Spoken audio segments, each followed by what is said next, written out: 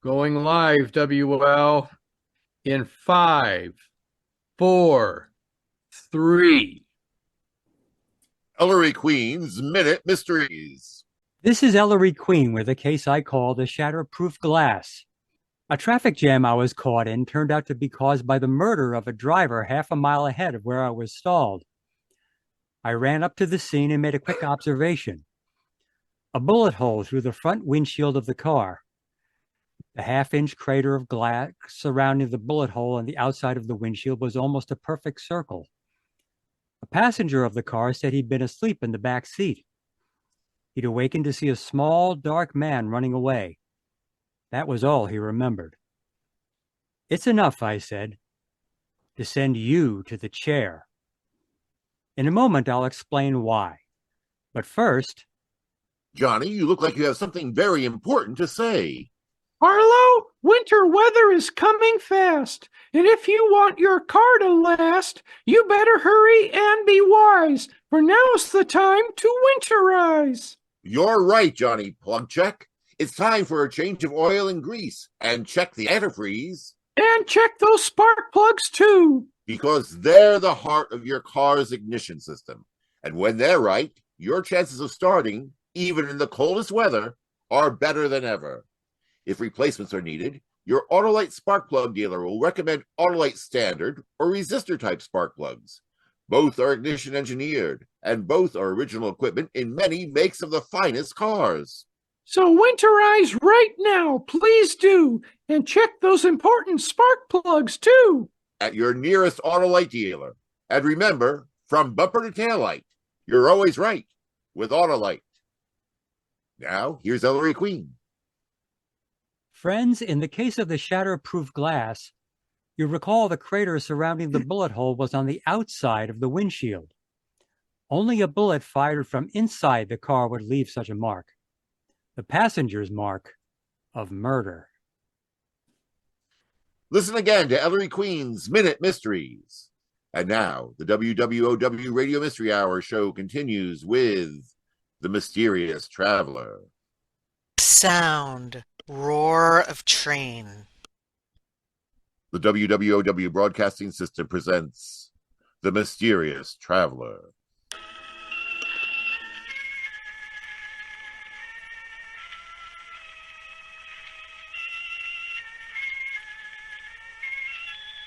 This is the Mysterious Traveler, inviting you to join me on another journey into the realm of the strange and the terrifying. I hope you will enjoy the trip, that it will thrill you a little and chill you a little. So settle back, get a good grip on your nerves, and be comfortable, if you can. For tonight, our journey is one such as no living man ever took before. We're going to accompany a gentleman named Gregory Raymond across the very threshold of existence into another world. It's a story I call I Died Last Night. My friend, Mr. Gregory Raymond, who is going to tell you his strange experience, is a man of middle age, with bushy gray hair and the nervous intensity of one who has concentrated his whole life on a single absorbing interest. As he proceeds with his tale, please overlook the inconsequential fact that he is dead. My name is Gregory Raymond, and it is perfectly true that all of my life I concentrated upon a single interest, the study of death and what comes after it. Even from boyhood, that one interest absorbed me. I made 1,000 efforts to penetrate the baffling veil that separates life from death, to affect communication with those on the other side of the dark curtain. And in this effort, I had no success until I met that man of great wisdom from the East, the yogi, Krishna. Then I knew I had found the teacher I needed. I studied daily for months with Krishna and his other pupils. I devoted my entire fortune to the project, and we were just on the brink of success when one evening the yoga kept me with him after the others had left. My friend Gregory, it is necessary that you and I should talk. Of course, Yogi. You seem troubled. I am, Gregory. We have come close to success in our studies here, have we not? Closer than I ever dared hope we would. If now we could only tear away the last veil of ignorance that separates us from the truth. If we could only see through to the other side of the wall of death. Patience, my friend. Death is a subject that has engrossed man's minds for 1,000,000 years. We cannot expect to solve its dark mysteries in a few months. No, of course not. But I spent a lifetime trying. I suppose I'm a little impatient. I too have spent a lifetime just preparing to make a study. And now that success is in sight, it grieves me to say that we must discontinue our studies. Discontinue them? Just when we were getting somewhere? But no, we can't. We have no choice. But why? Why must we stop now when we're so close? For the simplest reason in the world. We lack the money to continue. Oh, money. Is that the trouble? We need trained assistants, scientific instruments, many things to aid us. All this requires money. We do not have it. Well, how much? Many thousands, $100,000 perhaps. 100,000. It's a lot, but we'll get it. We have to. Alas, my friend, I do not know where. Listen, my brother John is a rich man. He's head of the Raymond Foundation, which makes grants for all kinds of important studies. Yes, I have heard so. I'll ask him for the money. For a cause like this, he'll give it to us. I know it. It would mean everything to us. But suppose he refuses? He won't refuse. And if he does, I'll get the money from him somehow. I swear it. The next day, I hurried to Hollywood, where John had his home on top of a cliff that looks out over the beach and the ocean beyond. When I reached the house, old Charles, the gardener, told me that John had gone for a walk to his favorite spot, the high point on the cliff that looked far out across the ocean. I hurried there and found him alone, smoking and watching the sunset. Swiftly, I told him why I'd come, and to my amazement, he refused my request. Sound, ocean waves breaking, and the calls of seagulls. Gregory, my answer is emphatically no. I will not put up money for such a crackpot scheme. But John, you're head of the Raymond Foundation. Father left it millions to carry on research in every field of human welfare.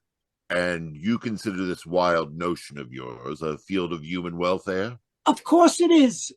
Don't you understand? We're on the very verge of solving the greatest mystery of all, the mystery of death and what follows. Indeed, Gregory. But it's true. We only need a little more time and money. Time and money. And when we've succeeded, when we've definitely established communication with those who have left this sphere of existence, think what that will mean to the world. Just what will it mean to the world? It will mean everything. Think of the comfort it will give mankind, the peace of mind, the tranquility of soul that will result when we know what is to come, what our future life is to be like. Can't you see that? No, I'm afraid I can't. Old-fashioned faith is good enough for me. Furthermore, there can never be such communication as you're dreaming of. It's impossible. But it isn't. The Yogi Krishna has already achieved it. Your yogi, my dear Gregory, is a fake. I've had him looked up. He's nothing but a trickster and a charlatan, running a nice little racket to get money out of deluded fools like you. That's not true. And I tell you it is. While I live, the Raymond Foundation will never furnish a cent for this fantastic scheme. No, John, you can't refuse me. You can't. I do, Gregory. And that's final. I see. I'm sorry you said that, John. What do you mean? I see there is only one thing that I can do. What the devil are you getting at? This project must not be allowed to fail. It means so much to the life of one man. It's a small price to pay for that success. What nonsense you're talking. When you're dead, I shall become head of the Raymond Foundation. Gregory, get away from me. Get your hands off of me. No, John. You wouldn't listen to reason, so I had no alternative. Hey, let go of me. You're pushing me off the cliff, Gregory. Believe me, John, I don't want to do this, but our studies cannot be allowed to fail. Come to your senses. You're out of your mind. You'll see, John, in just a moment. You'll see that I am right. No! No! Sound, screech of seagull. Far below me, John lay still. I felt a vast pity for him, but I had done the only thing possible. And I was sure that John, wherever he might be then, agreed with me. I returned to the house and broke the sad news that John had had an unfortunate accident and wired for John's son and daughter, Jack and Susan, who were away at college, to fly home at once. The next evening, Jack and Susan arrived, pale and upset. I took them into the library to explain the whole sad occurrence to them. Uncle Gregory, you say that Father had a dizzy spell and fell over the cliff before you could catch him? Yes, Jack, it happened so fast I could do nothing. But Father never got dizzy. His health was perfect. He was smoking a cigar, Susan. He complained that he felt a little unwell. And a moment later, he staggered and it was gone. I feel terribly about this, believe me. You don't look very upset, Uncle Gregory. Oh, but I am, Jack. But I know wherever your father is now, he's happier by far than any of us. Are you sure that's the reason you're so cheerful, Uncle Gregory? What do you mean by that? She means that the gardener tells a very different story. The gardener? What's the gardener got to do with it? He saw you and Father talking at the top of the cliff. He said you were arguing. Arguing? That's nonsense. I was just explaining to John my scheme for scientifically attacking the problem of communicating with the next world. Uncle Gregory, the gardener said he doesn't think Father fell. Oh? And what does he think? He says he thinks he saw you push Father off the cliff. Oh, that's utter nonsense. He saw me try to grab John as he was falling, that's all. Oh, I wish I could believe that, but I can't. Jack, you must. Uncle Gregory couldn't have pushed Father. It just isn't possible. Of course not, Susan. And I'm glad you at least realize that. Well, I'm not so sure. He seems awfully pleased about being head of the Raymond Foundation now. Now listen to me, both of you. The coroner says that your father died accidentally, and that ends matters. Not for me, it doesn't. And just what do you think you're going to do, Jack? I don't know yet, but I'm going to Dad's lawyers and have you declared incompetent to handle the Raymond Foundation. I warn you, I'll brook no interference. I am head of the foundation, and from now on, it will be run as I say. Not if I can help it. And the first thing I'm going to do is pour all the resources of the foundation into an institute into the study of death. Uncle Gregory, you can't mean that. The foundation scientists are on the verge of a cure for cancer. You can't stop their work now. I can, and I do. Oh, now I'm certain you killed Dad. You killed him to get control of the foundation for your crazy schemes. You get out. Both of you, get out. Get out. Oh, oh. Catch him. Sound, body fall. Chair and table knocked over. He swung at me. He lost his balance. I couldn't catch him. He's lying so still. He hit his head on the fireplace as he fell. He's bleeding. Jack, is he all right? Just a minute. I'll see. Jack bent over me. I had lost my temper and in trying to hit him had fallen. And now I lay on the floor, a great pain throbbing in my head and a strange darkness creeping up all around me. As Jack and Susan leaned over me, the darkness closed in, and I felt myself drifting away into an unknown land. And just before the darkness became complete, I could hear their words. Jack, how is he? He doesn't seem to be breathing. Is he dead? Yes, Susan. All his life, Uncle Gregory has been trying to learn what happens when you die. Well, now at last he's going to find out. How long I lay in that dark nothingness, I do not know. But at long last, consciousness began to return to me. First, I realized that the sweet, cloying scent of flowers was heavy in my nostrils. Then I opened my eyes. I lay on a couch at one end of a great dim room with windows of stained glass, like a church. And then at the other end of the room, I saw 3 coffins. One of the coffins was banked with flowers, and candles burned at either end of it. Dazed and bewildered, I got to my feet and walked slowly toward them. I reached the side of the one covered with flowers and stared through the small glass plate at the man inside. And then I knew. The body in the coffin was mine. Oh, you mustn't be so upset, mister. Most of us feel pretty startled at first. Yes, Joshua and I were upset just as you are, but it will pass soon. I whirled about and saw 2 dim figures coming toward me from the shadows. They were smiling, and I knew they were trying to be helpful. Who are you? I'm Joshua Brown. This is my wife, Nellie. Our bodies are in the other 2 coffins. Your bodies? I don't understand. Of course, you're still confused. That's only natural. I look through the glass in this coffin. That's my body. There, you see? Yes, it looks just like you. Yes, of course, it is me. The earthly me. Well, then we're really dead? All 3 of us? Of course. You died last night. You slipped and fell and hit your head. Yes. Yes, I remember now. It's taken you until now to become aware of things, to get over the shock. But where am I?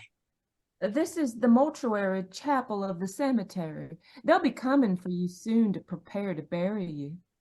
To bury me? You mustn't be upset. They just bury the mortal you, the empty shell you've left behind. Yes, Nellie and I were killed 2 nights ago in an auto accident, but we won't be buried until tomorrow when our son gets here. But I never dreamed that it would be like this. I can still see and hear. I still breathe. My heart still beats. Well, not really. You're used to such things. So they let you think there hasn't been much change until you get over your first shock. They're very thoughtful. They? Who do you mean? The ones in charge.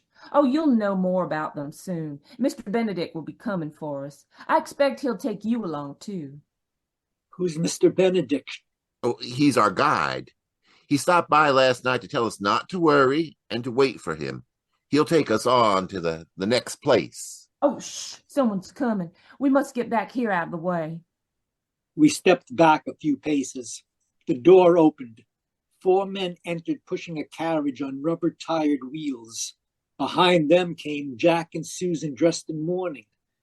They advanced toward the coffin that held my mortal body. All right, men, take it easy now. That's it. All lift together. They lifted and placed the coffin on the wheeled carriage that they brought.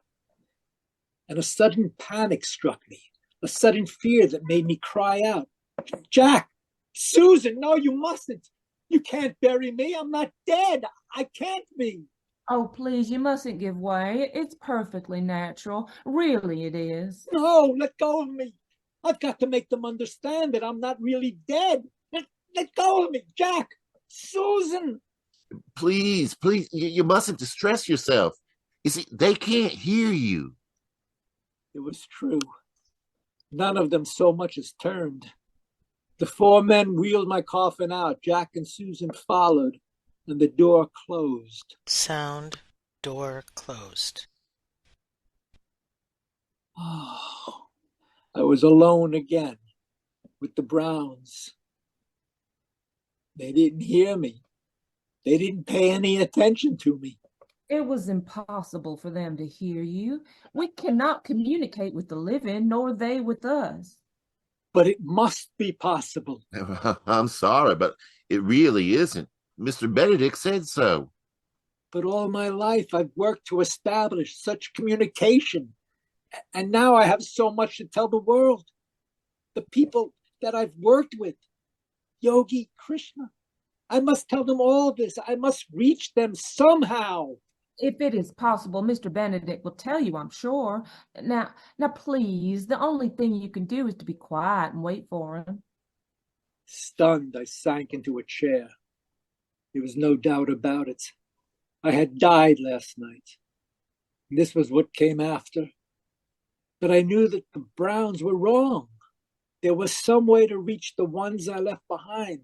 I knew. The yogi had proved it to me. And so I waited for Mr. Benedict. I don't know how long it was, but suddenly a strange musical note sang in my ear.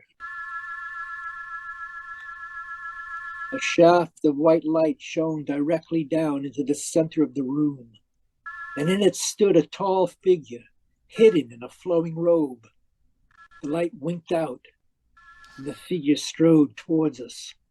Are you ready, Mr. and Mrs. Brown? Yes, Mr. Benedict. Oh, Mr. Raymond, this is Mr. Benedict. He's come for us now. Yes, it is time. We must But- go. But I can't go yet. I've got to tell people, the people that I've worked with. We worked so hard to find out the truth, and now... It may not be. Now, Mr. and Mrs. Brown, it is time. Well, sure, Mr. Benedict, we're ready. But Mr. Raymond is coming with us, isn't he? He is not coming. He's not coming. Why, Mr. Benedict? He is doomed to remain here on earth for all eternity. What do you mean? What are you saying? This is your punishment, to remain forever a spirit that moves unseen and unheard among men. But why is he being punished, Mr. Benedict? He knows. That is sufficient. Now come, we must go. No, wait. You've got to take me with you. But they didn't wait. They took a step, 2 steps, and were gone. Where they vanished, heavy curtains rustled against the wall. I rushed over to them and flung them back.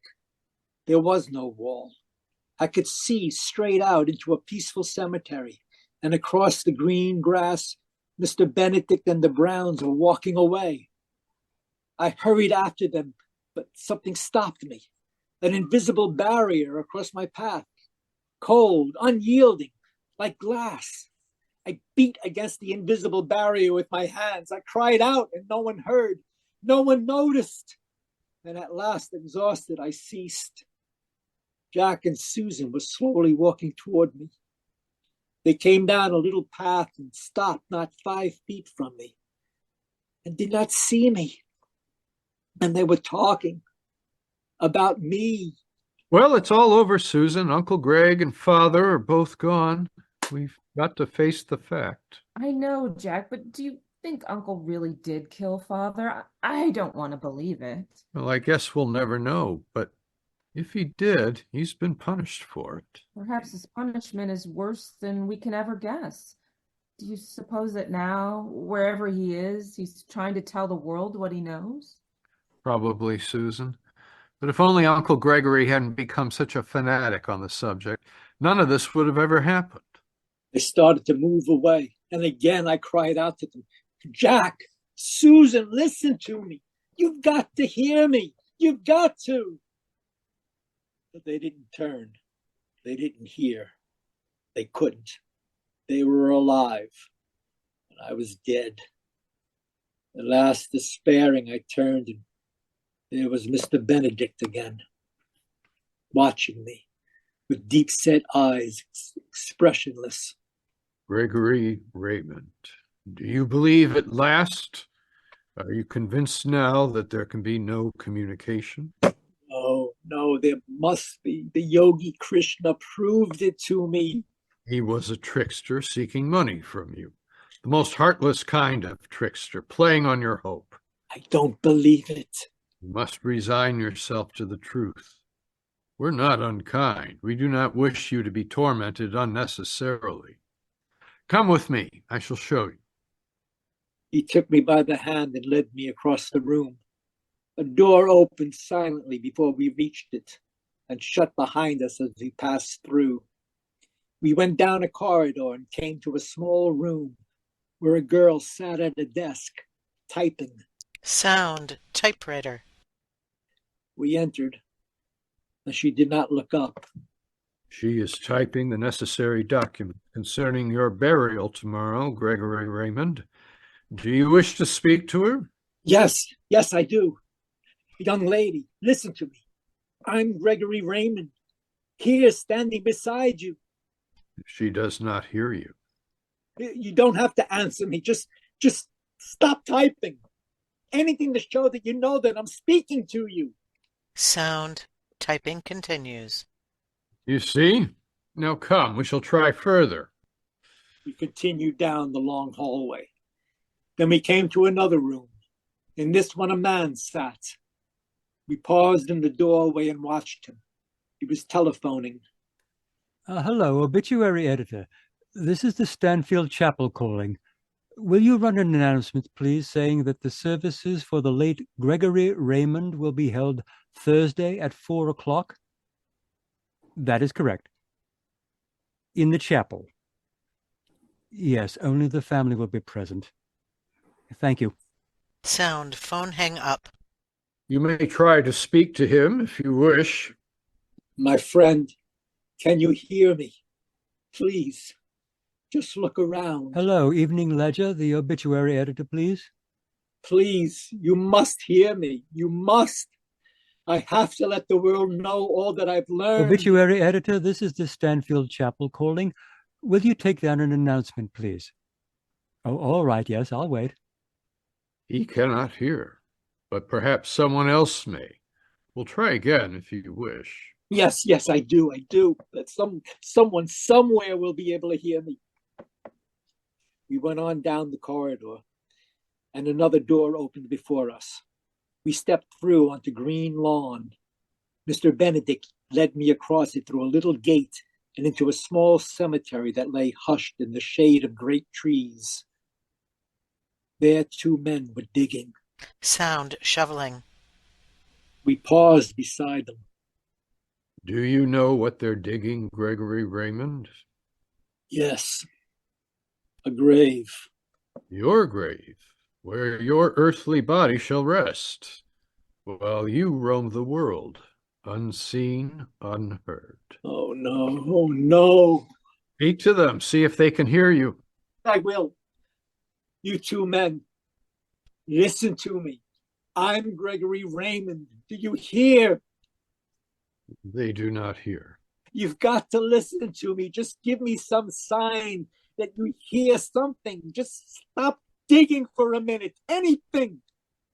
You see, they do not pause. Thus it must be always. Your punishment is to remain here on this earthly plane, a lonely soul without hope. No, I couldn't bear that. Take me with you. I don't care what happens to me, but don't leave me here like this. I'm sorry. It cannot be otherwise. But what have I done? What am I being punished for? You know. I do not need to tell you. You mean because I killed my brother? That is for you to say, not for me to judge. I did kill him. I pushed him off the cliff when he refused the money that I asked for. Are you confessing to his murder, Gregory Raymond? Yes, I am. I killed him.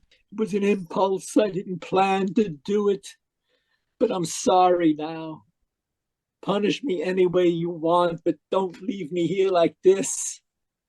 Very well, Gregory Raymond, you shall be punished. An earthly punishment according to the laws of men. What do you mean? You too. You can stop digging now. Sound, digging stops. Ah, brother. Yeah, you heard Gregory Raymond here confess to the murder of his brother? Well, Lieutenant Benedict, we're sure glad it's over. These pickaxes are giving us blisters. They hurt us? Yes, Mr. Raymond, and now you're under arrest for murder. Under arrest? But that is impossible. Oh, I'm afraid it is. You see, I'm Lieutenant Benedict of the Homicide Squad. You're not dead. You're very much alive. No, I can't be. You're lying. I'm afraid we played a little trick on you. Out here in Hollywood, we have some very good actors, and well, you see, your nephew arranged the whole thing with actors and wax figures and coffins and weird atmosphere to see if we couldn't get a confession out of you. No, I don't believe you. He figured you had such a one-track mind on the subject of death. When you knocked yourself unconscious, he decided to try to convince you that you'd killed yourself. No. Looks as though he succeeded more than we'd hoped. Now, will you come quietly, Mr. Raymond? No. No, you can't arrest me. You can't arrest a dead man. And I'm dead. I know I am. I died last night. Sound roar of train. This is the mysterious traveler again. Oh, you want to know whether Gregory was really dead or not? Well, it became a matter of some dispute. The doctors said he was alive, and he insisted that he was dead. They argued back and forth, and neither side could convince the other. You know how it is when neither side will give in. To this day, nobody has convinced Gregory that he is really alive. It's probably the strangest punishment a man has ever suffered. Which brings me to my story for next time. It's about 3 men who find themselves in the most dreadful predicament any man has ever... What? Oh, you have to get off here? I'm sorry. I'm sure we'll meet again. I take this same train every week at the same time. Sound roar of train.